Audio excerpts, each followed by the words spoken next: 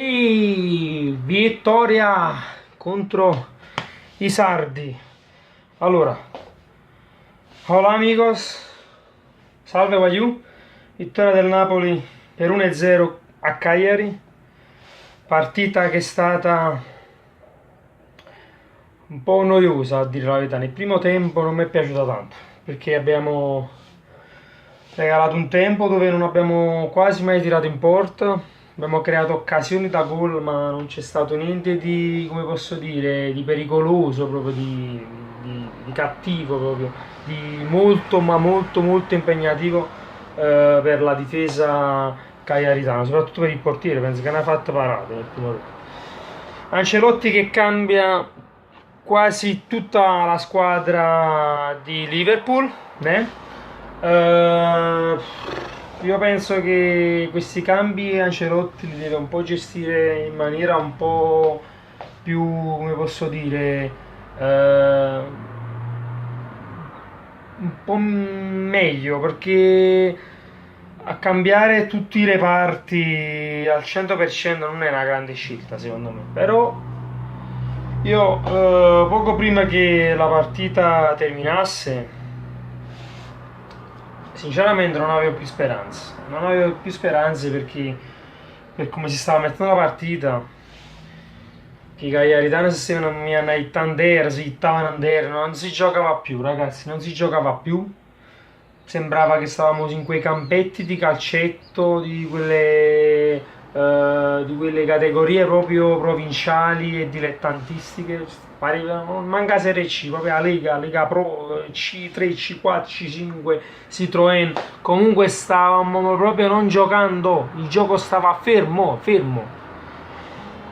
E quindi non mi è piaciuto questo comportamento del Cagliari, però chi la fa l'aspetti, e dopo il gol di Milik hanno fatto bene gli azzurri a Samander, forse non simulando, ma comunque si perdeva tempo, come è giusto che sia.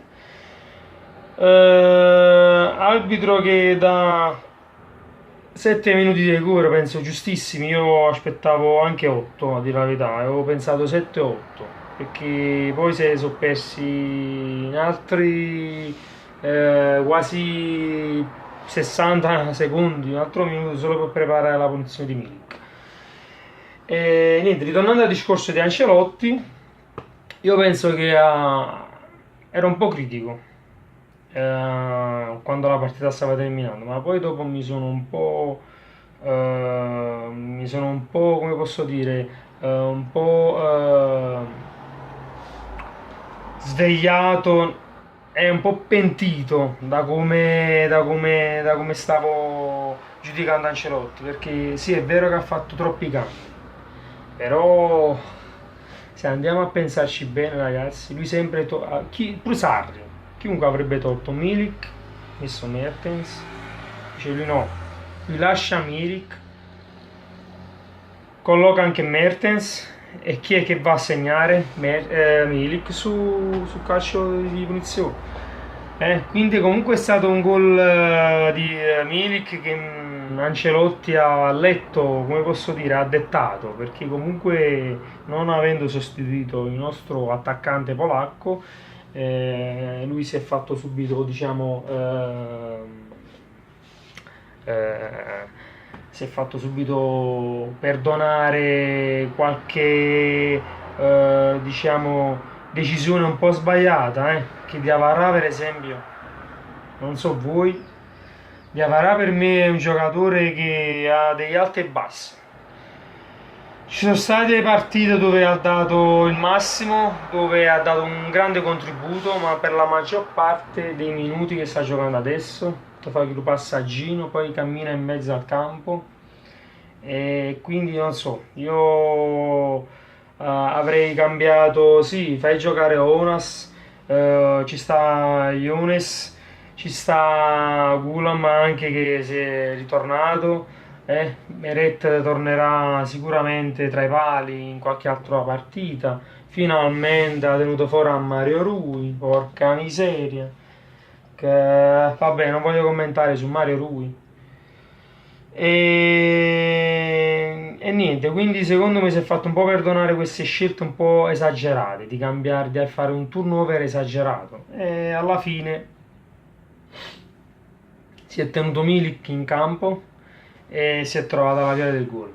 Gol che arriva, ripeto, su punizione, quando ormai i minuti erano scaduti. E finalmente riacciuffiamo la Juventus di nuovo a 8 lunghezze e teniamo l'Inter. Questo è importante perché la Juventus ormai, ragazzi, sta salendo un po' con l'aiutini ieri era alla partita. Ne vogliamo parlare, vogliamo dedicare no, neanche 2 secondi, neanche 2 minuti, perché 2 minuti alla Juve sono dedicati, sono eccessivi, perché chi vede, chi piace il calcio e capisce di calcio, hanno visto ieri come i 2 rigori al Tori sono stati negati e come sia stato dato giustamente quello là per la Juve. Però 2 pesi, 2 misure, poteva finire 2-1 per il Torino, poteva finire 3-2 per la Juve, poteva finire 4-2 per la Juve, ma tu non hai dato 2 rigori. E chi stava al VAR? Mazzoleni, Cannaciro, Mazzoleni. E guida poca che ha arbitrato. Vabbè, comunque lasciamo perdere i non colorati, ma la Juve le sbrocca così le partite. Io questo ho pensato, stavamo quasi negli ultimi minuti a Egitto, speranze non ne vedo.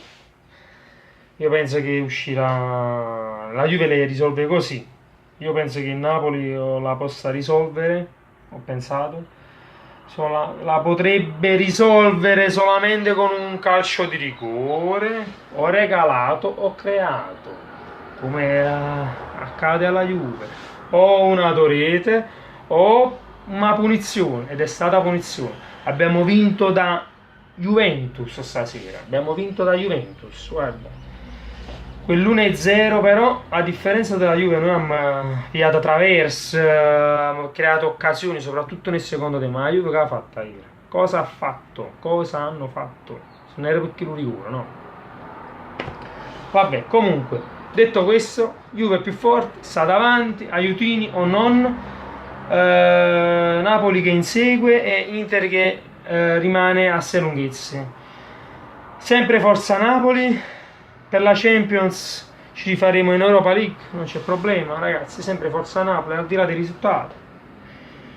Abbiamo un po' di pazienza, anche se quest'anno sarà difficile, sia l'Europa League sia la Coppa Italia che il campionato, però è importante che siamo sempre in 3 competizioni, lottando in 3 competizioni, e sono competizioni di tutto rispetto, non è che esiste solo la Champions League. Lasciate un like, date una capata al cellulare così, guarda. Date una capata così, lasciate un like, iscrivetevi al canale, noi ci vediamo al prossimo video, è sempre solo forza